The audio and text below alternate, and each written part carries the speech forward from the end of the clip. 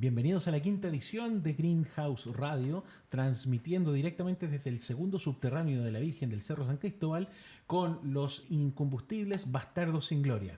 Nuestro amigo Heinz. Justamente acá estamos. Gonzalo. Hola, hola, buenas tardes. Nos adornas con tu presencia para este segundo programa, o sea, para este quinto programa de nosotros, segundo tuyo. Sí, claro. Espero vuelvas para el sexto. Esperamos, sigamos adelante acá. Sí, pero con más chispa, pues bueno, no como de tolerancia cero, ni un brillo. Y nuestro amigo Ronnie, y nuestro amigo Ronnie, el erudito. ¿Cómo estás, Ronnie? Hola a todos. El chispeante. El chispeante Ronnie. Ronnie. Sí, es muy divertido el Ronnie, tiene que agarrar más confianza. Y bueno, conductor del programa, DJ Mambuto, también conocido como Carlos, les damos la bienvenida a esta quinta edición, auspiciada nuevamente por Aticobar, ubicado en Irarrázaval, y por el estupendo fanzine llamado Greenhouse, producido por mi amigo Gustavo Valdivia, que también es un sponsor de este programa. En esta oportunidad vamos a conversar sobre los temas pendientes que tuvimos en el programa anterior, que son los libros, adaptaciones de libros al cine, y bueno, con algunas imágenes de las películas para que ustedes puedan entretenerse si es que no quieren escuchar este programa como si estuviéramos en la ilusión de la radio. Así que vamos a partir con los pendientes que teníamos la semana pasada. El primero es El Exorcista, de William Blatty. Un estupendo libro, nada que decir. El libro fue hecho en 1971, esa fue su primera edición. El título fue, por supuesto, El Exorcista, un libro de 320 páginas, estupendo, que la verdad es poco tranquilizador leerlo. Y la película fue hecha en el año 1973 y fue dirigida por William Friedkin, y el guión fue de William Peter Blatty, cual le dio bastante estilo a la película y hizo que esta adaptación sea, la verdad, una de las más respetables, por lo menos de todos los temas que nosotros hemos visto acá. La duración de la película es de 122 minutos y fue producida por el estudio Warner Brothers. La película tiene una cantidad de datos interesantes, pero primero para eso vamos a tener que conectarnos con de qué se trata la trama. El argumento de la película, o la sinopsis, habla de que Reagan, que es la protagonista... ¿No es el presidente? No es el presidente. No es el presidente Ronald Reagan. Pero andaba por ahí. Claro. Reagan, la protagonista, que fue protagonizada en su momento por la pequeña y después guapa Linda Blair, acababa de cumplir 12 años. Y básicamente siempre ha sido una niña dulce, hermosa, cariñosa, pero algo, claro, no tenía cara loca, pero de repente comenzó a cambiar, a utilizar malas palabras, estaba distraída la mayor parte del tiempo, e insistía y le decía a su madre que su cama se estaba moviendo. En este caso el personaje, la actriz Chris McNeil, que era una persona que en la ficción gozaba de una relativa fama, estaba preocupada y decía llevarla al médico. Se le hacen pruebas a Reagan y no importaba cuántas pruebas le hicieran, nadie podía explicar sus síntomas y la medicación que le estaban dando no parecía surtir efecto. A esto se suma que Reagan estaba empeorando y sufría espasmos violentos, retorciendo su cuerpo de forma absolutamente innatural y generando además una notoria fuerza física, por lo menos que no estaba de acuerdo con las características que ella tenía para su edad. Y bueno, y está la sospechosa muerte de Burke Dennings, que era un director de una película que estaba grabando la actriz Chris McNeil, que es la madre de Reagan en la ficción. Hay un tema que generalmente cuando nosotros hablamos del Exorcista pensábamos que la película está rodeada de superchería, de los católicos, que está muy de moda hablar de los católicos y está muy de moda referirse mal a los católicos, cosa que por supuesto yo no voy a hacer. Y bueno, el tema acá es que son los psiquiatras los que dicen que el tratamiento de choque es lo que más conviene para poder someter a Reagan, porque en el libro los médicos proponen una alternativa, que es lo que ya les estoy contando, que la alternativa es realizar un exorcismo, ya que si bien no creen que Reagan esté poseída, sí piensan que ella cree que está poseída por una inteligencia extraña a su cuerpo, que se llama, en términos psiquiátricos, posesión sonambuliforme. O sea, en pocas palabras, era como llevarle la mente. O sea...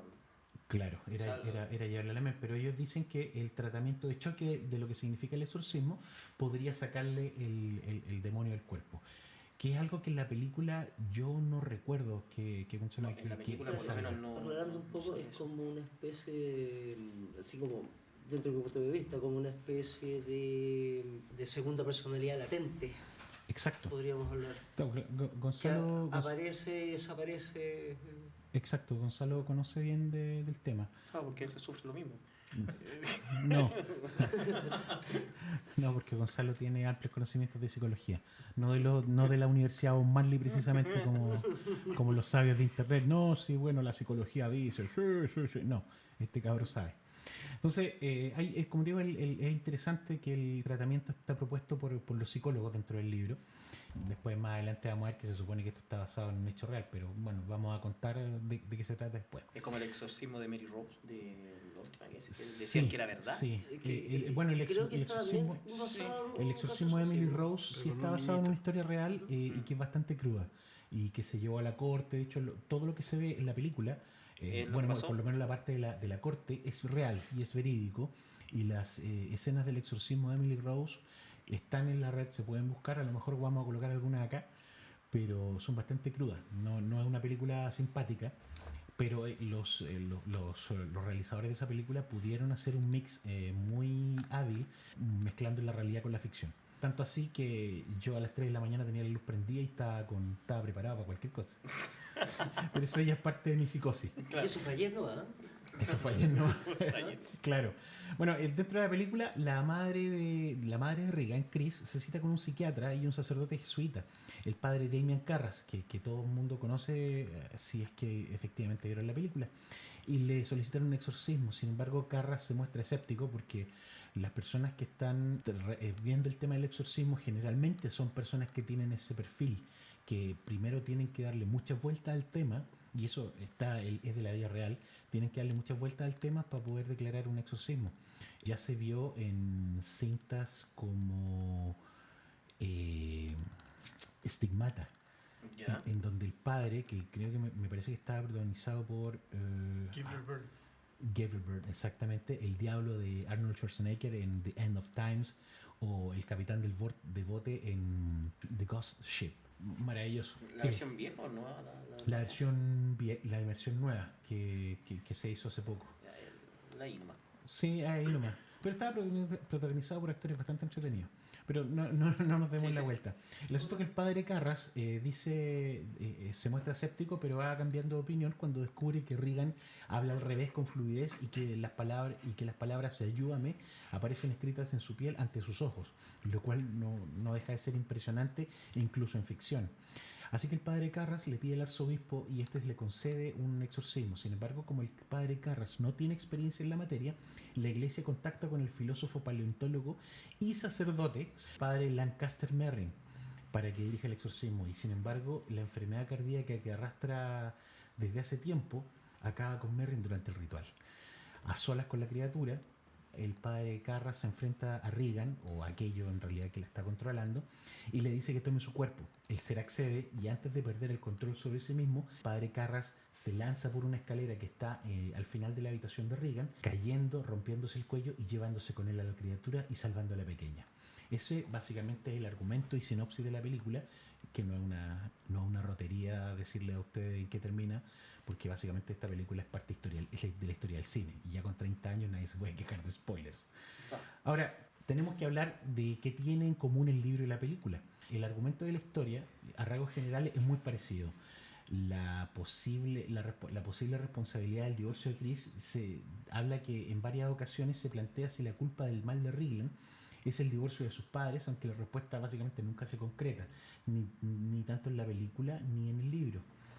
Las dudas de fe de Damian Carras también son un factor común entre el libro y la película, ya que Damian aprecia mucho a su madre, la visita siempre que puede y cuida a ella, por lo que sufre cuando recibe la noticia de su muerte. Sin embargo, él tenía dentro de sí mismo un cierto grado de culpa por no haber cuidado a su madre y no haber estado con ella siempre. Hay una advertencia de un astronauta. Regan se levanta de la cama y baja al salón en donde su madre está celebrando una pequeña fiesta con algunas personalidades de la ciudad. La niña mira fijamente a uno de los invitados. Un astronauta que estaba en la fiesta se orina encima y le dice que va a morir. En la película, por supuesto, es a la inversa. Ninguna versión dice qué pasó al final con el astronauta, pero el suspenso que se genera le da fuerza tanto al argumento de la película como al argumento del libro. Hay otra similitud, el crucifijo bajo la almohada de Regan. Chris lo encuentra y ella entra en cólera preguntando a todos los habitantes de la casa si alguno de ellos lo ha puesto ahí. Todos niegan la acusación, ni el libro ni la película dicen quién es el responsable. Este hecho quizá es el más importante del libro porque Chris insiste en varias oportunidades en que es atea, condición que subraya la importancia de su aceptación al exorcismo. Y eso es un dato referencial muy divertido. Y por lo tanto se da a entender que Chris no le enseñó ningún concepto de religión a Regan, que no está bautizada y bueno, todas las advertencias y faroles posibles para hacer un terreno llano para poder ser carne de demonio. Claro. Pobres demonios siempre le echan la culpa de todo, pobres diablos. Bueno, hay también una similitud con la película que nombraste, con Stigmata. Sí, en Stigmata es así. Porque la protagonista también es atea, entonces tampoco, también el sacerdote tiene la situación de que no se explica por qué esta chica empieza con los estigmas. No hay ninguna explicación, pero hay un libro que a lo mejor vamos a poder comentar aquí en algún momento. Yo creo que el siguiente programa va a tener que tener un tópico distinto. El libro habla de exorcistas y exorcismos, que está escrito por un padre francés que dice que lamentablemente muchos de los exorcismos están hechos a personas que son ateas. Sin embargo, la mayoría de los exorcismos son para gente muy creyente. Entonces hay un tema ahí. Lo que nos hace creer, lo que nos ha hecho creer el cine es que los exorcismos están relacionados con gente que es atea. Con gente que es atea. Pero no es así. O sea, sería como la carne más carne de cañón para una posible posesión.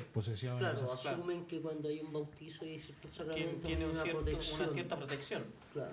Pero parece que en la realidad esa cosa no va mucho. De hecho, así es. En la religión católica, el bautismo lo que te hace es proteger tu alma y aceptar el mundo de la iglesia. Es lo que yo recuerdo porque fui criado en un colegio cura. Pero si ustedes fueran demonios, ¿qué sería más loable de... Yo soy legión. De poder poseer? ¿Alguien que está con el bautismo o alguien que no lo tiene? Es más fácil poseer a alguien que no lo tiene. Pero te da más jineta. Claro, alguien que lo tiene. Sí, claro. Sobre todo si eres devoto, si eres beato. Claro. Beato, devoto, no sé cómo se dice. Devoto. Un amigo mío que es Krishna dice Devotos. que ellos son devotos. Devotos. Beato es otra cosa, ¿no? Sí, parece que el beato es una persona que en algunos sectores se les puede, entre comillas, parece adorar. O sea, los que son antes de santos me parece que son beatos. Si no me equivoco, según tengo entendido, una persona después de morir pasa a ser declarado de beato cuando existen pruebas de que está en el cielo. Claro, pero cuando es declarado santo es cuando es una verdad irrefutable. Qué bonito. Entonces creo que es un escalón entre medio, entre el santo y un pastel, no cualquiera. Exacto. ¿Viste, Gonzalo? Tú mismo te subestimas, tienes harto que aportar. Y así nomás, y siempre va. Bueno, ya hablamos con respecto al exorcista, ya hablamos de cuáles son los parecidos entre el film y el libro. Pero ¿cuáles son las diferencias? Hay unas diferencias grandes con respecto a esto, que por ejemplo el tablero Ouija. La Cris literaria, recuerda haberlo comprado con la intención de sacar a luz ciertas claves de su subconsciente y no le había dado resultado. Lo había usado 1, 2, 3 veces con su amiga Sharon y una vez con Dennings, si es que no están al día, que son otros personajes del libro, y que había movido hábilmente la planchita plástica de manera que se produjese un mensaje obsceno en el capítulo 1 y en la parte 1. No así la Cris del cine. La Cris del cine dice que le parece muy sorprendida de que Regan lo haya encontrado en el armario del sótano. Claro. Entonces, hay una diferencia ahí. Otra más que es el Capitán Howdy.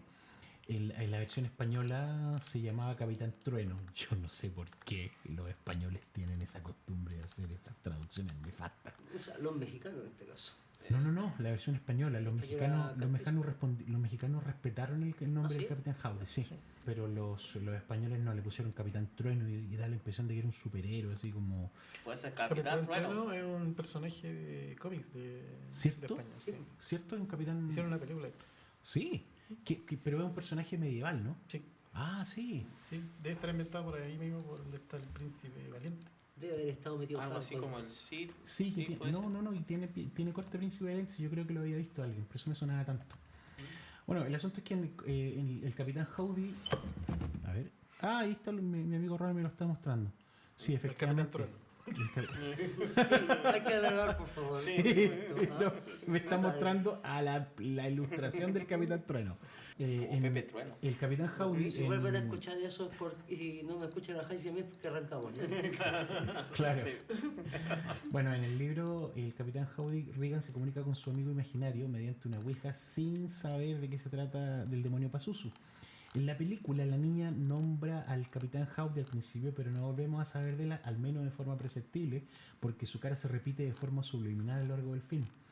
En el texto original, Regan da a entender de que es Howdy el que la obliga a hacer cosas extrañas. Regan bajó corriendo la escalera gritando, es lo que dice el texto, se abalanzó sobre su madre, se escondió detrás de la silla, cogió a Chris por los brazos y le explicó con voz aterrorizada que el Capitán Howdy la perseguía, que la había estado pinchando, dándole puñetazos, empujándola, diciéndole obscenidades y amenazando con matarla. Ahí está, apuntaba hacia ciertos lugares en donde la madre no veía nada. Y finalmente había señalado hacia la puerta de la cocina, luego se desmayó y agitó el cuerpo con espasmos. Ese era un extracto del libro, sin embargo en el cine no se ve así. Otra de las curiosidades con respecto a esto es que el Capitán Howdy, o básicamente la cara que se ve en la película del demonio Pazuzu, que es una cara blanca, con los dientes amarillos y unos ojos rojos inyectados en sangre, que aparece muy rápido y que básicamente tú no entiendes de dónde es. Se supone que es el Capitán Howdy del libro. Y hay un dato con respecto a este personaje: es protagonizada por una actriz. Este personaje, la actriz se llama Helen Dietz. La cara de Helen Dietz en esta película se convirtió en un ícono del terror. Lo malo es que a Helen Dietz no le dieron crédito en la película. Nosotros nos enteramos de esto años después, cuando se hablaba de la película, que es una película sobre la cual se conversa mucho. La mujer salió sin crédito con respecto a eso, y de hecho planteó una demanda hacia los productores. No recuerdo en qué quedó en este momento, así que no voy a mentir. Otra de las diferencias que tiene el libro con la película es la misa negra. Algunas personas relacionan el Carras literario con la misa negra, una parodia maligna de la misa donde se adoran a Satán en vez de a Dios y en ocasiones se ofrecen sacrificios humanos. Eso se ve en el capítulo 4, parte 1. Y vuelve a mencionarse una vez más, pero William Friedkin no trata el tema, por lo menos en el libro. Otro es que hay una divina que se llama Mary Jo Perrin, que es una de las invitadas a las fiestas de Chris, y el hecho de que Regan no quiera saludarla es bastante sospechoso. La mujer le presta a Chris un libro perteneciente a la biblioteca de los jesuitas, que son por cierto los defensores de la iglesia, y los jesuitas tradicionales eran guerreros. Eran como cruzados, en pocas palabras. Exactamente, eran cruzados. Bueno, la mujer le presta a Chris un libro que, como les decía, perteneciente a la biblioteca de los jesuitas, que habla de la misa negra y la adoración al demonio, pero el volumen desaparece antes de que lo pueda leer. Lo reencuentra más tarde en la librería de su estudio. Willy básicamente lo halló bajo la cama de Regan, pero esta estuvo hospitalizada, así que lo puso en la estantería, y le advierte que a lo largo de todo el margen alguien había cortado con precisión quirúrgica una estrecha tira de papel. Eso se ve en el capítulo 6 del libro, en la parte 2. Y Burke tenía la manía de arrancarlas de esa forma y mascarlas, lo que quiere decir que el libro estuvo en sus manos antes de morir. Esto hace pensar a Chris que Regan le tiró por la ventana, pero nada de eso es lo que se refleja en la película. Burke era un personaje que sospechosamente muere durante la película, y algo extraño, y que es el director de una película que estaba siendo protagonizada por la madre de Regan en el libro. Y eso hay unos datos curiosos con respecto a eso también. Hay otra historia que es distinta, que es la historia de Jamie, que en la película no aparece, pero Chris no confía en los médicos porque no pudieron salvar a Jamie, su hijo de 3 años. O sea, la madre de Chris ya había tenido un hijo antes y se había muerto. Eso no sale en el libro. Y hay otro tema. Hay unas profanaciones a la iglesia de la Santísima Trinidad que quedaba cerca de ahí. Dice el libro, describió las profanaciones. En el primero de los casos, un viejo sacristán había descubierto un montón de excrementos humanos sobre el mantel del altar frente al sagrario.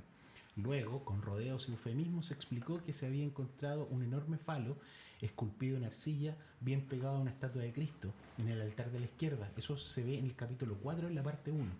Y más tarde se descubre otra profanación. Dice, entre comillas, había pintado una imagen de la Virgen como una prostituta, mientras Carras la examinaba. La hoja de plegarias de su interlocutor lee mientras está leyendo la misa. el sacerdote le explicó que quien había introducido una hoja escrita a máquina entre el original y la cubierta de plástico. Esta copia, aunque con algunos errores notables, estaba escrita en buen latín y describía en vívidos y eróticos detalles un imaginado encuentro homosexual entre la Santísima Virgen y María Magdalena. Esto está en el capítulo 1, en la parte 2. La versión adaptada solo nos muestra el descubrimiento de la estatua de la Virgen de Giza. Le habían puesto unos senos sobre la estatua y habían puesto una especie de cuerno que salía de debajo de las vestiduras de la Virgen. No se habla del encuentro homosexual ni de las máquinas. O sea, lo suavizaron un poco. Lo suavizaron bastante. El libro es más fuerte con respecto a eso y es inquietante. Ahora es entendible por qué no hablaron de eso en esa época. Si todavía estamos con problemas ahora, imagínate después. Claro, supongo que si empiezan a hablar de eso ahora, va a salir algún individuo de baja estatura, pelado y con bigote, a reclamar y a decir que en realidad hay que dejar a la Virgen que haga eso porque eso en realidad pasó. Y hay que reivindicar los derechos de las minorías. Bueno, y estamos en el siglo XXI, señores. Bueno, hay otra diferencia que son las letras que aparecen en Regan en el estómago de Regan. En el capítulo 1, en la parte 3, se dice que a Regan le salieron letras en el pecho y que aparecían y desaparecían. En el capítulo siguiente, Carras es testigo de cómo se le forma la palabra ayúdame en color rojo sangre y con la caligrafía de Regan, que es un detalle interesante. En la película el mensaje aparece en su estómago sin colorear y no se menciona nada de la caligrafía, lo cual yo creo que no es un detalle menor. Existe también una enemistad entre Lancaster Merrin y Pazuzu, y eso, bueno, se explora después, pero al principio de la película se puede ver al padre Merrin en las excavaciones en Irak del Norte, en donde se encuentra la escultura de una cabeza demoníaca, que después sabemos que es Pazuzu. Y no se sabe más acerca del tema. En cambio, Peter Blatty en el libro nos explica que dicha cabeza pertenece al demonio Pazuzu, que es la personificación del viento del sudoeste y que tiene poder sobre la enfermedad. Añade que la pieza está perforada porque su dueño la usó como un escudo antes y no dice el motivo. Ahora, hay ciertos temas porque Pazuzu tiene una consorte. Creo que lo tengo por ahí en el torpeo. Pero Pazuzu no es siempre antagonista de la humanidad, sino que se usa al demonio Pazuzu como una protección a su consorte, que es más terrible. O sea, el más normal. Imagínate, el menos mal. Imagínate. Ahora, el nombre es real. El demonio Pazuzu existe dentro de lo que significa la demonología, siendo la demonología el estudio de los demonios, el estudio serio de los demonios, no de esta gente que se viste negro y va a bailar a la Blondie. Sí, hay que reírse los que merecen que nos riamos de ellos. También hay... Se acerca demanda, se acerca... Namashtu, exactamente. Namashtu era la consorte de Pazuzu, gracias Ronnie. También está el medallón del padre de Damien Carras, solamente aparece en la película, es el detalle que metió el director ahí. Y hay un tema que no es menor, que es la evolución de los síntomas de Regan. En el libro, Regan cambia de carácter de forma progresiva. En la película sufre un cambio tras otro de una forma bastante acelerada. Las diferencias más destacadas en las versiones son estas. Por ejemplo, en la película de William Friedkin, se deja la ventana abierta aunque haga frío, dice que su cama se mueve, dice garabatos y cosas sin sentido con una voz distinta a la habitual, se orina delante de la gente, su cama se mueve sola, sufre espasmos violentos, pone el ojo en blanco, adquiere una fuerza sobrehumana, se masturba violentamente con un crucifijo y empuja la cara de su madre contra esa zona. Habla en latín, muestra rechazo ante el agua del grifo porque piensa que es agua bendita y levita durante el exorcismo. Esos son 11 pasos dentro de la evolución de los síntomas de Regan en la película, pero en el libro son 21, porque se nota, se hace uno se la pega, encuentra que deja la ventana abierta aunque haga frío, pierde cosas, ropas, libros, zapatos, habla con el capitán Howdy, un compañero de juego imaginario. Nunca es buen tema el tema de los compañeros imaginarios, siempre hay que estar atento a esas cuestiones, ¿eh? Sobre todo los otros radioescuchos que son papás. No le haga caso a estos psicólogos de pacotilla y la Universidad of Marley que le van diciendo que todo lo que haga el niño es bueno y hay que dejarlo. Eso, o sea, perdónenme. Pregunta lo que pasó con el doctor Spock. Basta con eso. Claro, exactamente. Mencionan un poquito, Gonzalo, porque la gente fue no recuerdo si psicólogo o psiquiatra durante los años 60 que decía que a los niños había que dejarlos hacer lo que ellos quisieran. Y por supuesto, él, como daba a entender que era lo mejor para los hijos, lo hizo con sus propios hijos. Bueno, uno de sus hijos terminó siendo delincuente o algo parecido, terminó suicidándose y bueno, la historia fue absolutamente trágica con el hijo, que no tuvo nunca una figura de autoridad frente a él, en realidad.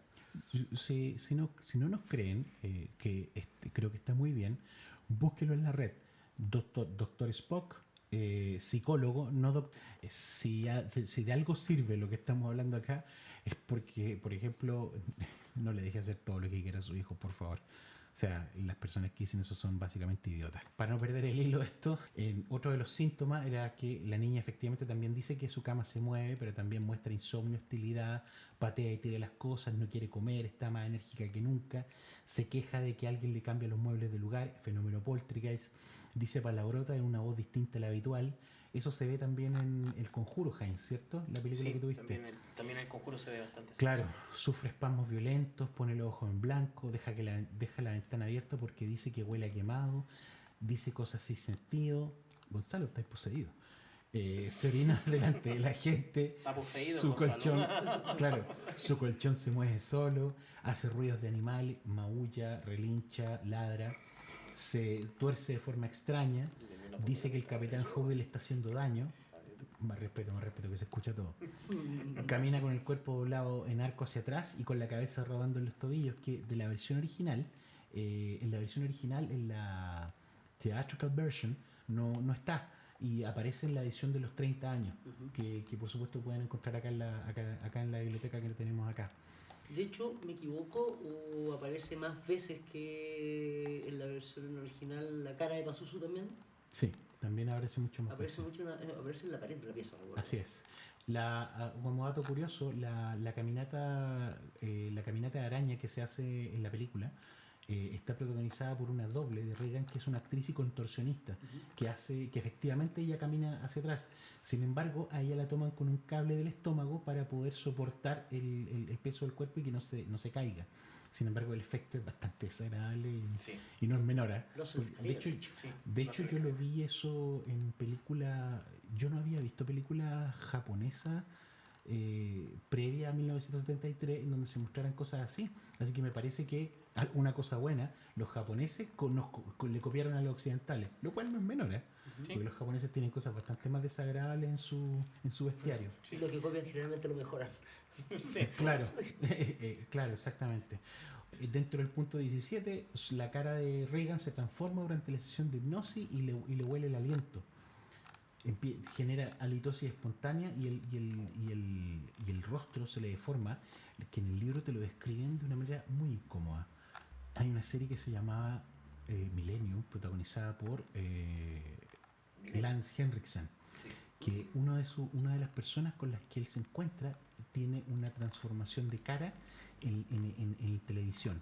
Y creo que es uno de los efectos más inquietantes que yo he visto en alguna película. Punto aparte, esa serie era inquietante y en general era bastante inquietante. Yo creo que deberíamos conversarla. Sí. Un Heinz, un fanático de Chris Carter, nos puede dar clases sobre lo que son los expedientes X. Bueno, también puede llorar por los expedientes X. Sí, sobre todo la última temporada.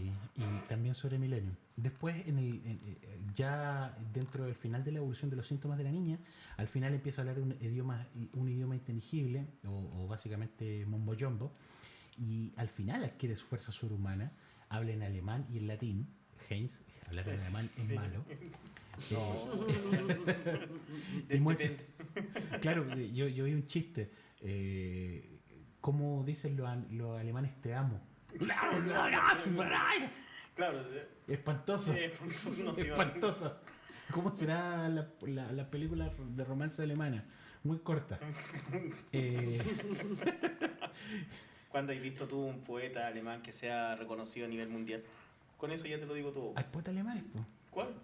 O sea, por lo menos debe haber. Yo no estoy diciendo que no haya, pero... Bueno, por algo son tan famosos los filósofos alemanes, porque son mandados a hacer para inventar términos nuevos. Claro, ¿viste? Es la única posibilidad que tienen para... Y es divertido porque para entender a un filósofo alemán tú necesitas saber el idioma. Sí, pues si no es completo.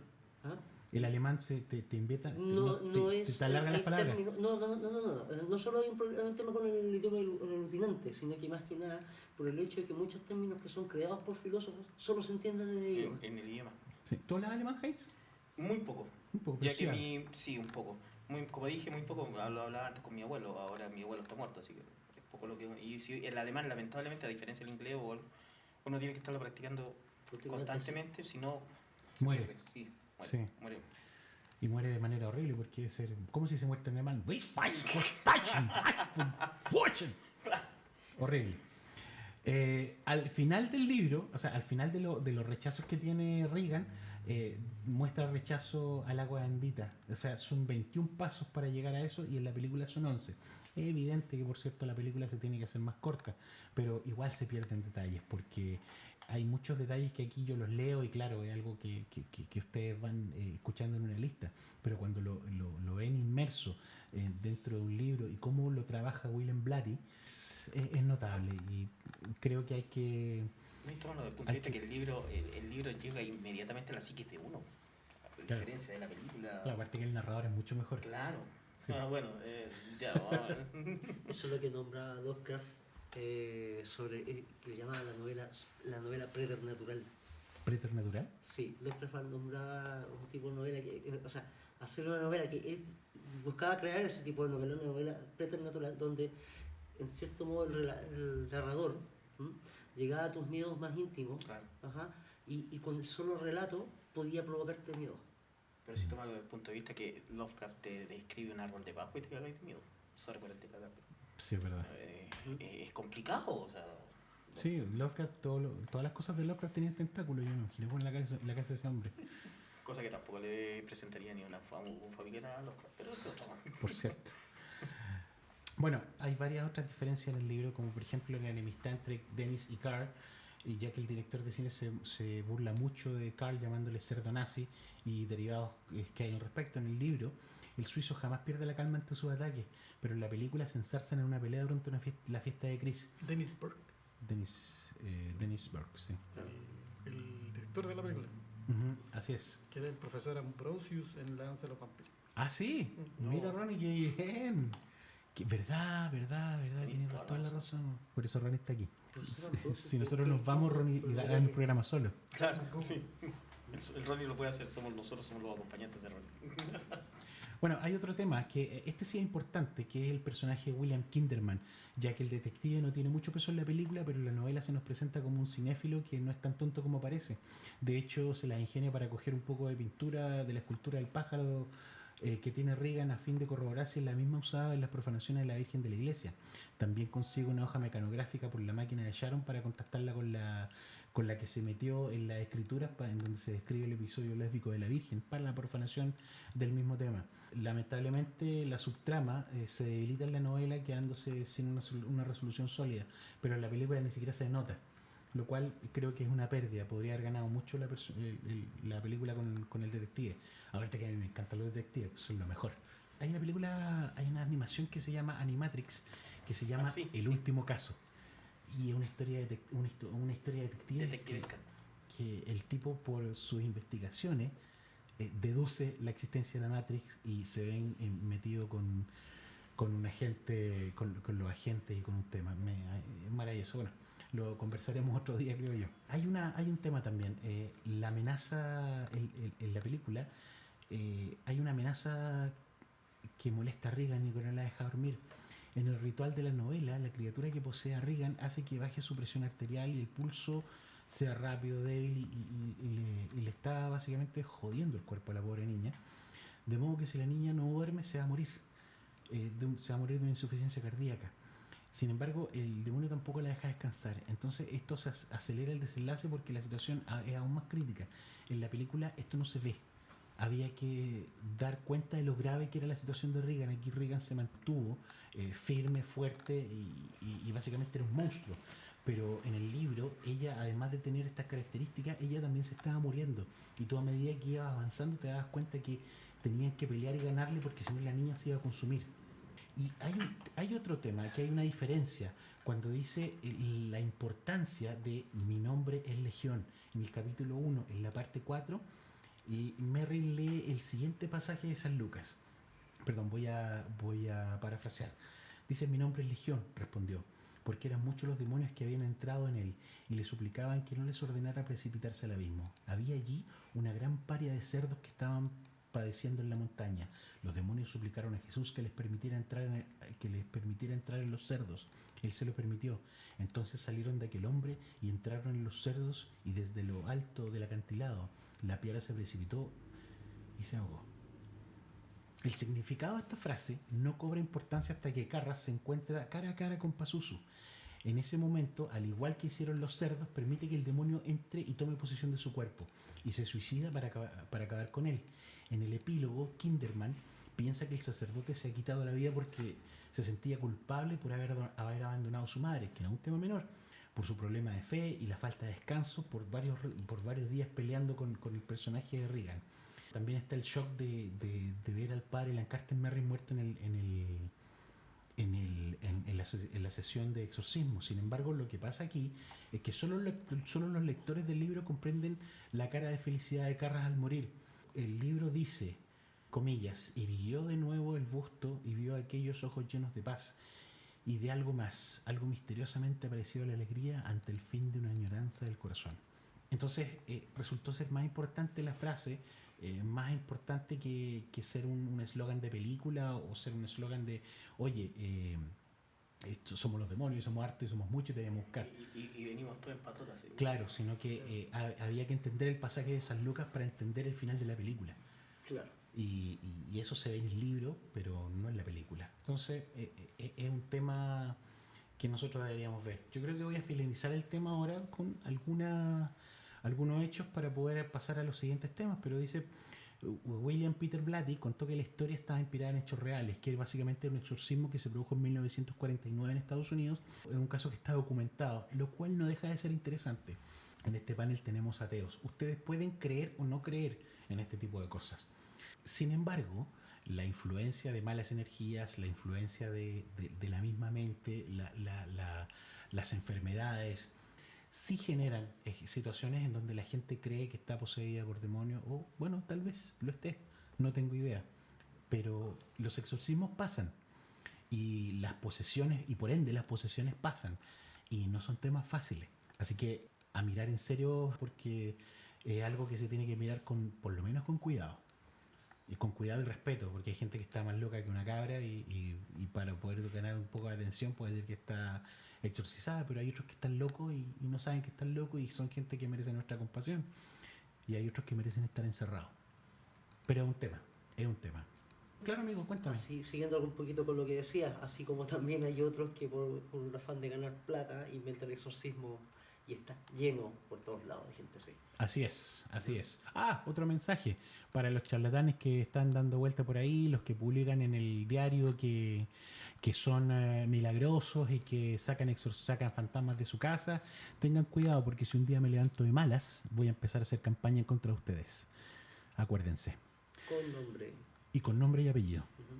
Bueno, el rodaje de la película se considera maldito porque pasaron muchas situaciones que enfrentaron a los miembros del reparto, pero destaca una sucesión de muertes, un disparo de un arma de fogueo sin previo aviso y las amenazas de muerte a la pequeña Linda Blair, la actriz que encarnó a Regan McNeil.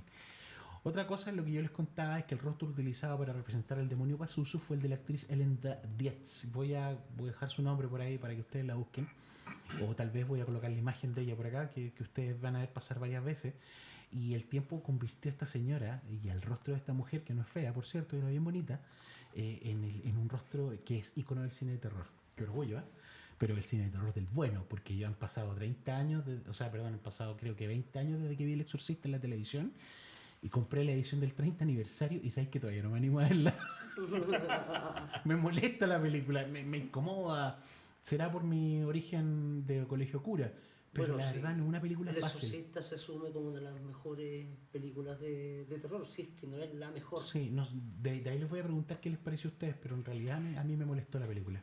El autor escribió una novela con William Friedman que se llama Legión. Esta novela la hizo en 1983, el libro lo tengo acá en la biblioteca por si le quieren dar una mirada, y en ella encontramos algunos personajes que conocimos en El Exorcista, como Damien Carras y el mismísimo Pazuzu. Bueno, otra curiosidad más que nosotros hemos visto en la película es que se han estrenado 2 segundas partes. El Exorcista 2, El hereje, en 1977, y El Exorcista 3 en 1990. Y también una precuela, que no es mala por cierto, es bastante interesante, que se llama Exorcista el comienzo, de 2004. El Exorcista 3 está basado en la novela Legión, aunque con bastantes cambios relevantes, y no es tan buena, pero sigue siendo una película muy interesante y digna de verse. Y el Exorcista el comienzo es una película que tiene guión original. El Exorcista 2, El hereje, es una película muy extraña y que a mí la verdad no me gustó demasiado. Claro, el Exorcista 2 es la de los bichos, mariposas o algo así. Sí, como que ¿cierto? están... Y la 3, espérate, se hizo una 3, espérate, y se hizo una 3 también con Reagan, ¿no? Que las tres trabajan lindo. Las tres trabajan Lindelof. ¿Cierto? Pero hay otra película del Exorcista donde se sigue la historia de Padre Carras. Donde no estaba muerto, sino que estaba en coma, una cosa así. Si no me equivoco. No, no es así. Ya. No es así. Pero no importa. Entonces, bueno. Bueno, ya he hablado bastante, pero para los bastarditos que le vamos a dar a esta película, el libro gana en el combate contra la película, aunque el texto de Peter Blatty haya dejado algunos cabos sueltos. Muestra la perfección de los conflictos internos de las personas que son los protagonistas del libro, y muestra los conflictos internos de las personas y cómo éstas se ven obligadas a hacerle frente en algunas ocasiones. Y decir que el libro gana es harto, porque El Exorcista es sin duda una de las mejores películas que ha generado el cine en toda la historia. Yo no conozco cinéfilo o amante del cine que pueda ignorar un hecho como ese. Y bueno, hay un tema, el director de la película, William Friedkin, dijo: mi objetivo en la película es que la gente salga a la calle y crea en el diablo. Porque ustedes saben que la mayor arma que tiene el diablo Es que no existe. es que no existe. Ese fue mi aporte, chicos. Espero que no los haya aburrido. Se me salió el cerebro por hacer esta cuestión porque no me acordaba. Pero bueno, ¿a ustedes qué les pareció? Ronnie, ¿a ti? ¿Tú? Buenísimo. ¿Sí? Sí, no, súper bien. Linda Blair no trabajó en la tercera, me equivoqué. No trabajó, ¿cierto? No, trabaja George C. Scott. George C. Scott, otro grande que protagonizó Ícono, una de las películas favoritas de Ronnie. ¿Cuál es? Esa es la que decía yo. Al que final de la decía yo. escalera. Al final de la escalera, que es una de las mejores. Angel. Sí, una de las mejores películas de fantasmas que hay, y creo que vamos a tener que convertirla en algún momento. Oh, sí. Sí. Heinz, ¿qué te toca a ti ahora? Bueno, vamos a hablar un poco sobre la Guerra Mundial Z, que es un libro más bien de ciencia ficción, o en estricto rigor. Yo voy a hacer un resumen acerca del libro La Guerra Mundial Z. Es más bien una novela, para ser honesto. Su autor es de Max Brooks. Este es el segundo libro de zombies que él tiene. El primer libro, por cronología, vendría siendo Guía de Supervivencia Zombie. El segundo libro que él hace, que en un principio yo creía que era al revés. Yo pensé primero que estaba Guerra Mundial Z y después era Guía de Supervivencia Zombie. Y no, la verdad es que es al revés. Primero él escribió Guía de Supervivencia Zombie y después escribió La Guerra Mundial Zombie. Lamentablemente la película que lleva el mismo nombre, en lo que se parece es en el nombre de la película, porque la verdad no es muy cercana al libro. Es una adaptación libre de la novela. Primero, la novela es más bien una recopilación de entrevistas que hace un periodista mandado por las Naciones Unidas para tener una cronología de lo que pasó en la Guerra Mundial contra los zombies. Y que la misma ONU no aceptó por ser muy gráfica. ¿Ah, ¿Ya? sí? Sí. Entonces, ¿qué es lo que hace este periodista? Para no perder todos los relatos que él tenía, decide publicarlo. Se dice que es muy humana esa... en las Naciones Unidas, una de las razones que le dan para no aceptárselo es que es muy humana. O sea, salen ahí todos los problemas más humanos que con los zombies, en cierto sentido. Dicen que no es objetiva. Claro, no es objetiva. Entonces, ese es el gran problema. La novela en sí está subdividida en varios capítulos. Entre ellos está la introducción, obviamente, a donde se dice quién lo mandó a hacer, que esto es después de la Guerra Mundial Zombie, esto es de la posguerra, aproximadamente 25 años después de la guerra, y ahí sale que la sociedad todavía no vuelve a hacer como lo que estaba haciendo, sino que todavía hay enfermedades, hambruna, hay una montonera de complicaciones. El segundo capítulo vendría siendo Alarma, donde ahí se nos dice cuáles fueron las cosas que la sociedad debería de haber visto para haber empezado a enfrentar de una mejor manera el brote zombie. Y aquí están relatos como Quan Jin-chu, que es un médico chino, que fue en estricto rigor el primer médico que vio o que por lo menos conoció un caso de zombie. En la película también se ve que el primer paciente cero es chino. Sí, sí. Por eso, o sea, la película es una libre, pero tiene como algunos Flash. pantallazos muy. En este caso, el primer paciente cero. Aquí también aparece el relato de Nuri Telavadi, de la República Popular del Tíbet, que eran personas que fueron ellos los grandes culpables, que se les denomina los contrabandistas de seres humanos. Entonces, cuando empezó a extenderse como el brote, estas personas llegaban y contrabandeaban gente de un lugar a otro, sin importarles si de verdad estaban o no estaban contagiados. Entonces, ellos mismos asumen su responsabilidad de haber sido los grandes culpables de que el virus zombie se extendiera tan rápido. Wow. ¿Entiendes? Entonces, ahí hay otra, también está el relato de Stanley McDonald, militar canadiense, que él fue, y ahí aparece un cierto flash en la película, que él está en una acción antiterrorista en el Kirguistán. Y ahí aparece lo que sale en la película de esas personas que estaban quemadas. Ajá. Ahí él dice que en uno de los raids que ellos hacen en contra de terroristas y cosas así, en una cueva encuentran que están quemados, están comidos y que algo estaba pasando ahí, y ahí se da a entender de que ellos también habían visto los primeros signos de brote de zombies. O sea que los zombie outbreak fueron relativamente delicados, no fue una invasión a la ciudad, sino que aparecieron Empezaron a lugares adaptados. aparecer así como en ciertos lugares, y ahí en cierto sentido el libro le echa la culpa más bien a los humanos. Una, que no le dieron mucha esférica, y otra que seguimos siendo lo típico, contrabandear, dinero. Exacto. órganos. Se partió por foco. Claro, partió por foco, como una enfermedad cualquiera. Ya. ¿Okay? También está, ponte tú, bueno, aquí básicamente hay varios relatos. Jacob Nahili, Jürgen Warnbrum. Este es el agente secreto israelí, el que aparece también en una cierta imagen en la película, el que le dice, en cierto sentido, cuenta cómo recuperó información para darse cuenta y darle la información a los israelitas de que aquí está pasando algo con un brote posiblemente de zombie. Y dicen zombie. Sí, ellos dicen zombie. Aunque en cierto sentido en el libro te dan a entender como que al final empezaban con otro nombre, pero al final se dieron cuenta que, y me parece que es a través de este agente secreto israelí, que al final terminan diciéndole la palabra que todo el mundo conoce como zombie. ¿Okay?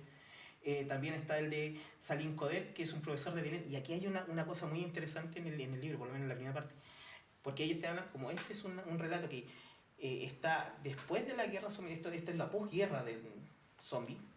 Entonces ellos te hablan de la nación palestina, a donde Israel, lo que los palestinos dicen, los territorios ocupados, todas esas cosas, ya más el Líbano, se juntan en un solo país. Entonces él va a entrevistar a un palestino, un árabe palestino, y él le dice su primera lo que él recuerda cuando él se fue a Israel, porque Israel de un momento a otro se retira de los territorios que los palestinos dicen ocupados, ¿ya? Se retira de esos territorios, empieza a construir una muralla y empieza a recibir a los palestinos, empieza a recibir a todo el mundo, o sea, judíos y palestinos.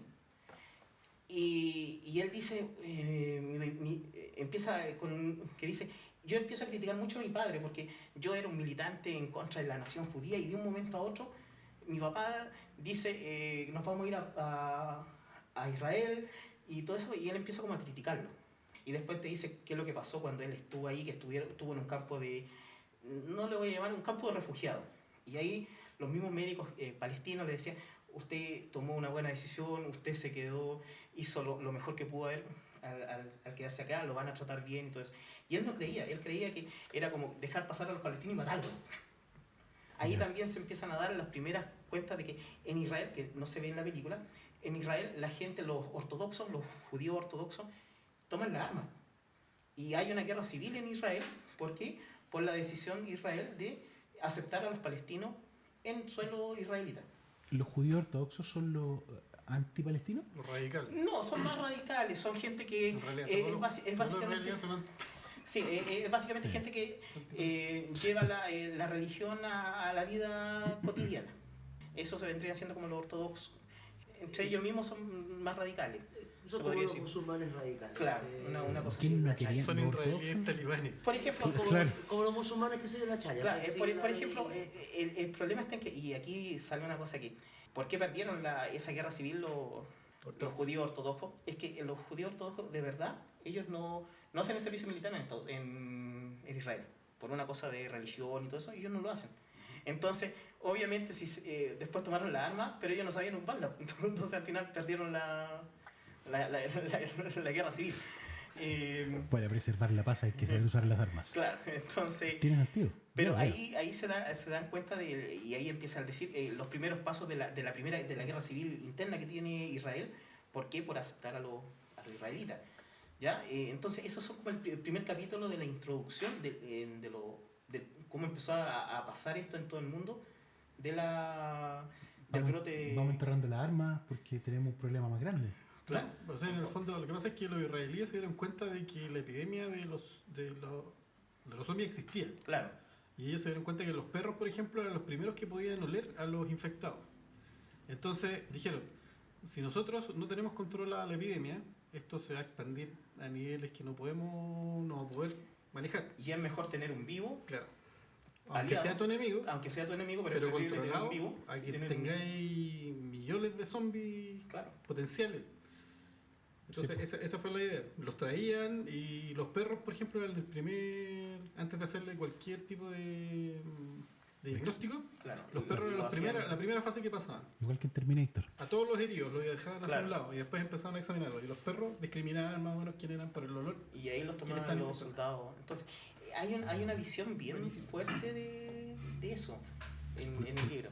Por lo que tú estás contando, el libro es más interesante que, No, el que libro, la película. el libro es infinitamente mucho mejor. O O sea, sea, la película. claramente la película te está mostrando, por lo que dice Heinz, claro, toda la acción, todo lo que tú queráis, pero no hay una explicación. Aquí estamos hablando de un tema de qué medidas se están tomando, Justamente.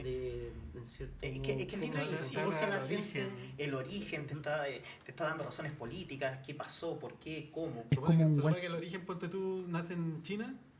Cuando China genera la represa esa más claro. grande del mundo, Claro. ¿ya?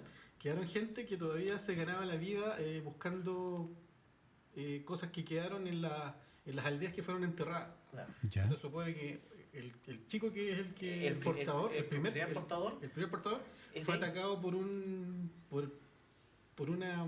por algo que estaba en alguna de esas cabañas que estaban hundidas bajo el río. Ah, Me nunca se parece supo que en qué el libro fue. sale como que era un Ese fue cementerio. el Era un claro. cementerio. Entonces, al estar sumergida, ya no estaba tan enterrada. Entonces, al parecer, uno de estos chicos que Eran estaba cazadores de tesoro. de digamos. tesoro fue uno de el primero, el paciente cero, fue mordido por uno de estos. Y no, estaba se, ya. y no se sabe qué bicho es.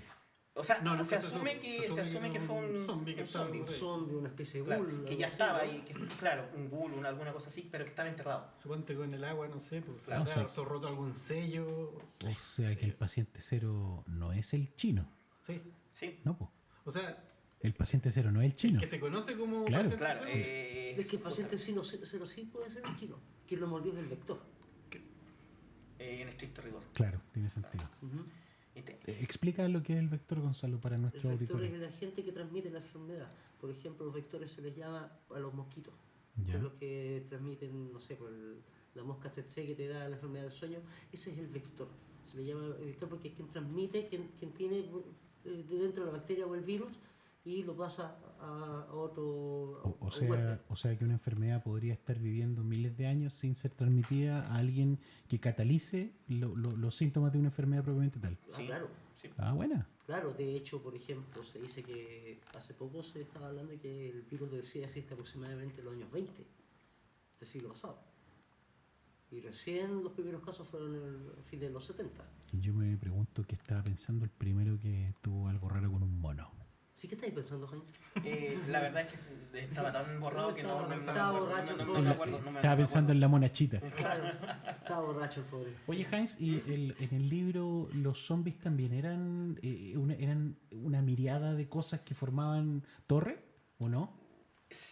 La verdad es que es más que nada las torres que se formaban era por la cantidad de muertos que cuando empezaba ahí tú a dispararle a los zombies y empezaban a caer, ya empezaban a generar como murallas de cadáveres, de cuerpos.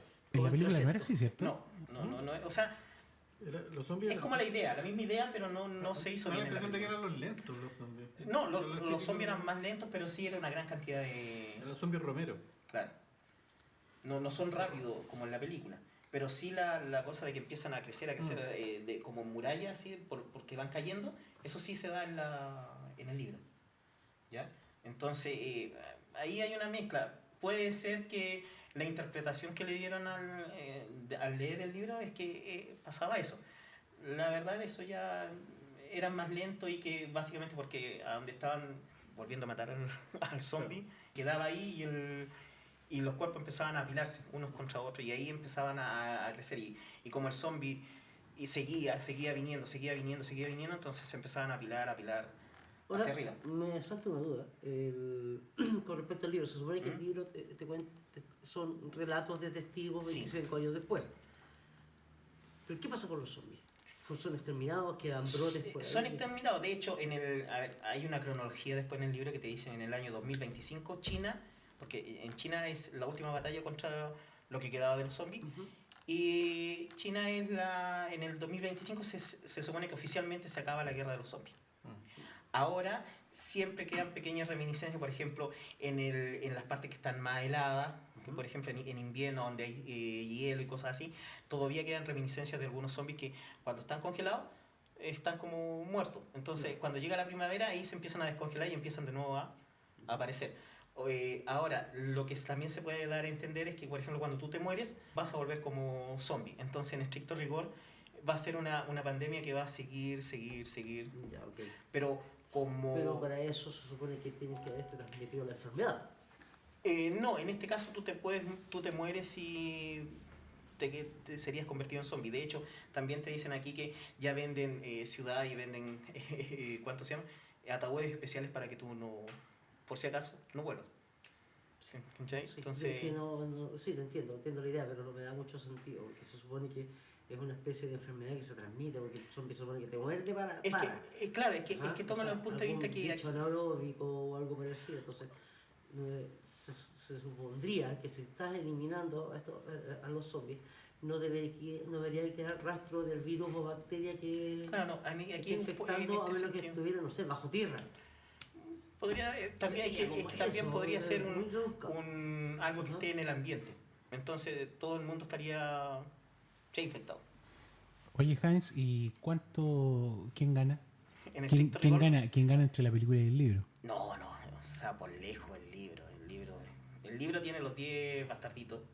La película, en el mejor de los casos, y solamente porque Brad Pitt en una de las partes aparece con una Pepsi, porque a mí me gusta la Pepsi, le vamos a poner 5 bastarditos. Es la única... 4 bastarditos son de Claro. la Pepsi. Claro, y 4 bastarditos son de la Pepsi. Más que nada, eso sería, o sea, la película es una versión demasiado libre del libro. Como te dije, lo que más se parece en el nombre. Claro. Vamos a aclarar un poco el término de versión libre o libre. Llega el productor donde el autor del libro dice, ¿cómo se llama tu libro? Tanto, ya, me gusta el nombre, ¿de qué se trata? Ah, no importa, me quedo con el nombre. Sería como En eso. cierto sentido, claro. Claro. Ahora, yo entiendo también a la parte de los que hicieron la película. Hacer una película de puros relatos sería complicado. Hay que reconocer eso En también. ese caso lo puedes hacer como serie.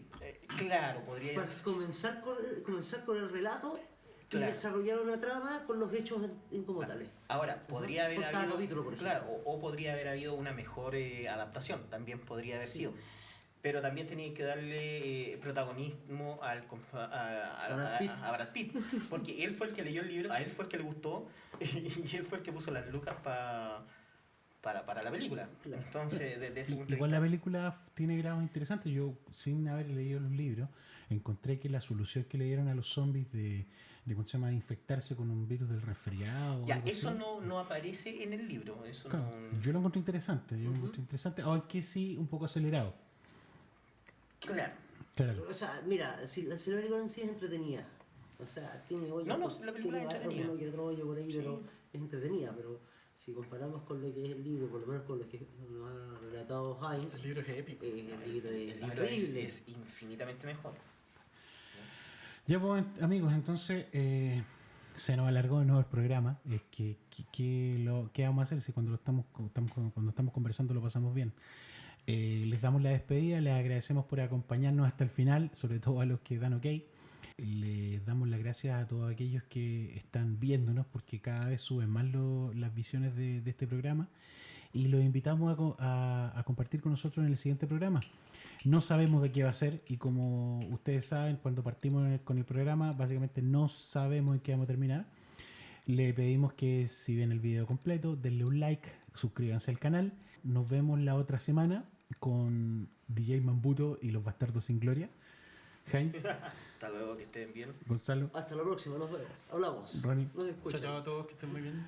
les agradezco. Así que buenos días, tardes, noches, donde quiera que estén. Denle like si les ha gustado y espérenos la próxima semana en otro programa de Greenhouse Radio, el lugar en donde los monstruos conversan. Hasta luego. Hark how the dead fill up my head. Their evil game drives me insane. Christmas is here, bringing fear to young and old. God rest your soul. Tick tock, the coffins knock with painful stings. The corpses sing. Hearts full of germs, food for the worms. Flesh just a tad, just smell the air. Oh, how they scream, filling my dreams. The shadows creep, watching you sleep. Oh, how you bleed out what they feed on with that teeth green as a reef. Your spine is snapped while Josh clap and your soul is blasted soon. You'll digest.